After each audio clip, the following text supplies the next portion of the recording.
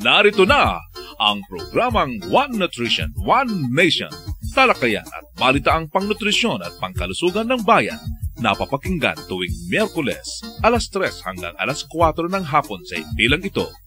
Narito ang inyong kaibigan at katuwang sa nutrition, si National Nutrition Council Executive Director, Assistant Secretary Bernie Flores. Isang masaya at masustansyang Miyerkules ng hapon sa lahat ng mga listener ng One Nutrition, One Nation mula sa Luzon, Visayas at Mindanao. Ito po si ASEC Bernie Flores mula sa tanggapan ng National Nutrition Council ng Department of Health sa Taguig City. Kumusta kayo mga kanutrisyon? Sana okay naman kayo matapos yung pananalanta ng bagyong Pedring at Kiel noong nakaraang linggo. Marami sa ating mga kababayan ang napinsala ng matindi kaya doblehin po sana natin ang pag-iingat hanggat maaari ay iwasan po ang pagkakasakit. Kumain tayo ng mga masusustansyang pagkain lalo na ang prutas at gulay dahil ang mga ito ay makakatulong para maiwasan ang pagkakaroon ng sakit sa pamamagitan ng pagpapatibay ng ating resistensya. At umulan man o bumagyo, tuloy pa din ang ating programa dito sa One Nutrition, One Nation. Pansin nyo ba? October na. At alam nyo ba kung anong ibig sabihin nito? Ay, National Children's Month na po. At mamaya ay may makakasama tayo sa ating programa para magbigay ng impormasyon tungkol sa Children's Month at paano nga bang paraan natin sineselebrate ito. At syempre, kukumustahin din natin ang ating mga kanutrisyon through our featured Nutriskwela radio station. Makikipagbalitaan din tayo sa ating mga field reporters mula sa Regions 3 at saka sa Region 10. Abangan niyo po yan mga kanutrisyon at siguradong bubusugin na naman namin kayo ng impormasyon. Dito lang po kayo sa pagbabalik ng One Nutrition, One Nation. One Nutrition, One Nation. Alam niyo ba na dapat siguruhin ang wastong pagkain ng mga bata para sa kanilang tamang paglaki?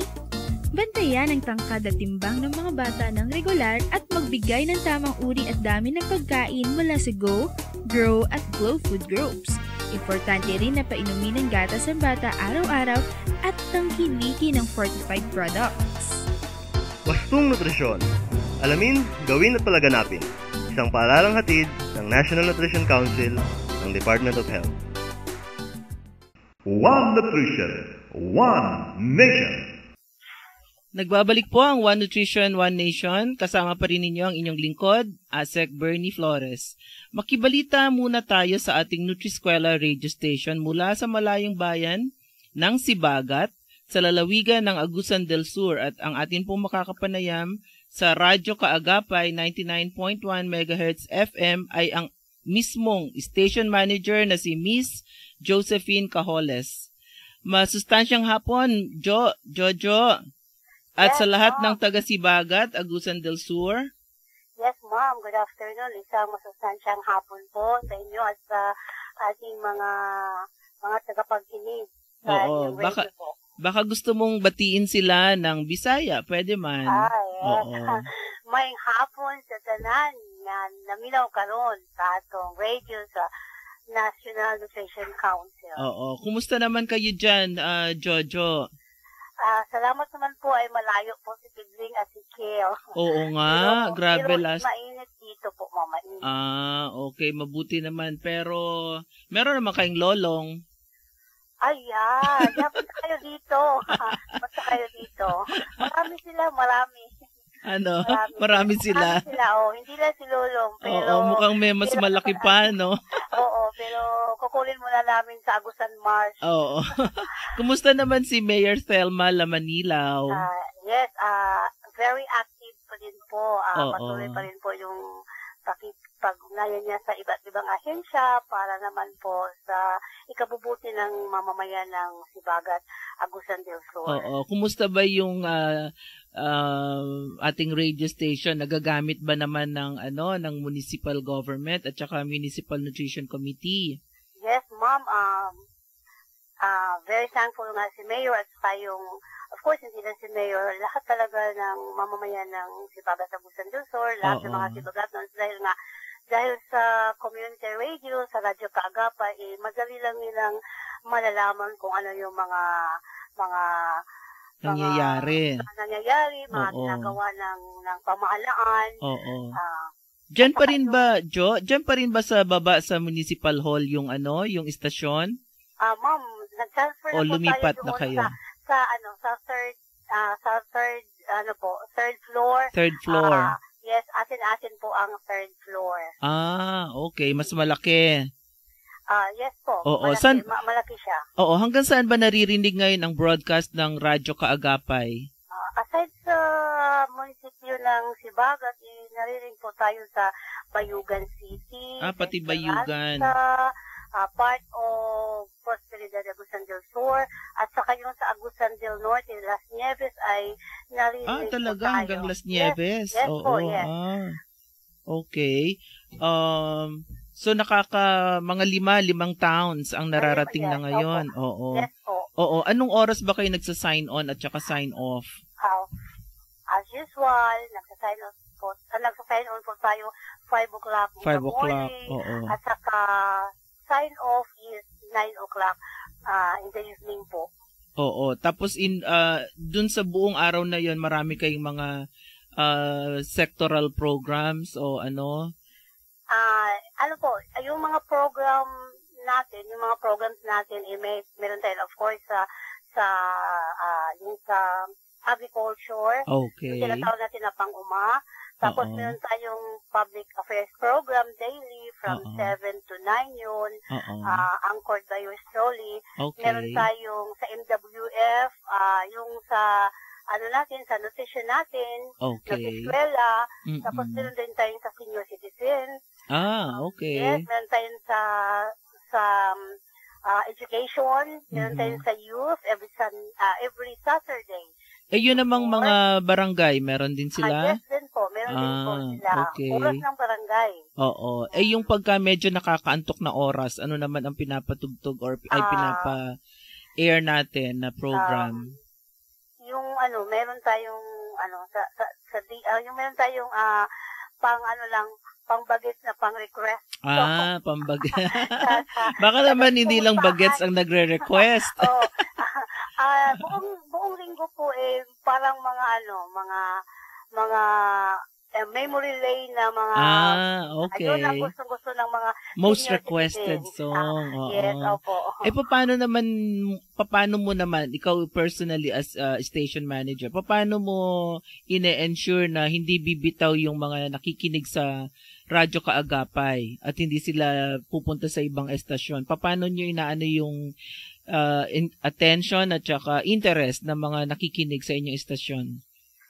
Kasi nga, ma'am, sa amin, it's the only community radio sa Sibagat. So, so far, hanggang ngayon hindi naman sila na nag-change ng frequency yung mga, mga nakikinig natin, yung mga suki natin. Kasi nga,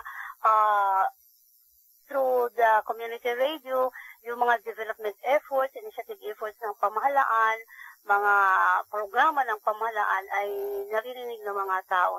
At saka yun ang gusto-gusto ng mga taga-Sibagat na kung ano yung mga local events ay naririnig nila. Okay, wow, talaga. Pati mga kabataan, ano? Yes po, meron kasi silang oras. Every Saturday, 3 to 4 in the afternoon. Nagagamit nyo rin ba sila sa emergency? Halimbawa, meron ng, nung ba kayo? Tamaan ba kayo ng bagyo dyan? O kaya ano? Nung Enero at saka Pebrero, yung flash flood dito sa Caraga. 24 hours ang community radio. Wow. Yes, 24 hours. Tapos, through the radio, through the cell phones ay napapasa ng mga kung ano lang nangyayari sa barangay nila, kung kinakailangan nila ng rescue, kinakailangan nila ng bigas, ulam, kung ano man. Kasi nga kung may sunog ay nag-text lang sila sa radio kasi meron nga tayong technician doon. Merong tao na nagmamahal. Tsaka meron kayong dedicated cellphone number, no? Yes, ma'am. Yes po. Merong sariling number yung community radio natin. Naku, maraming salamat dyan sa mga na-share mo sa ating mga nakikinig. Ang atin pong station manager si Josephine Cajoles ng Radyo Kaagapay 99.1 MHz FM mula po sa Sibagat, Agusan del Sur. Any parting words, Miss Jojo? Ma'am, ulitin ko namin ang taus-puso namin pasasalamat sa inyo sa National Nutrition Council, of course to you and your staff for giving us this chance na maibigyan nyo yung community radio facility para nga mas nagagamit talaga namin. Yun nga yung sa malnutrition before the radio came in, number 1, number 2 tayo in terms sa malnutrition. Totoo yun. Sa buong province. Pero yung sa latest, sabi nga ni Ma'am Anchanco sa Pinaw, parang nagiging 4th na lang ang Sibagat. Wow. So parang nakatulong talaga ng malaki yung Nutriskwela Radio. Alam mo, magkakaroon tayo ng conference itong Nutriskwela, lahat ng broadcasters, community broadcasters, magkakaroon tayo ng conference bago matapos ang taon. So, magkikita tayo ulit, Miss Jojo, Sana maka-attend ka.